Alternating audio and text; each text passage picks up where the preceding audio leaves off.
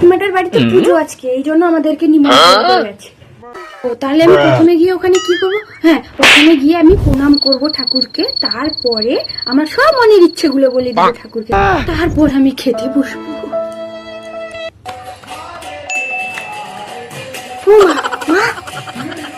সেই বিকাল 5টা থেকে তো এসে বসছি, কখন খেতে দিবে? আমার প্রচুর খিদে পেয়েছে। এক্ষুনি তো এলাম, এক্ষুনি কি তোকে খেতে দিবে নাকি? তোর পেটটাকে একটু ধৈর্য ধরে রাখ।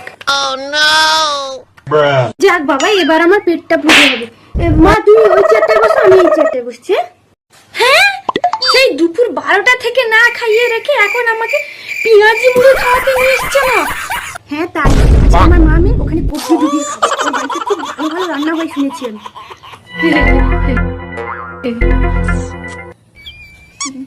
বাড়িটা চলো, তোমার একদিন কি আমার একদিন।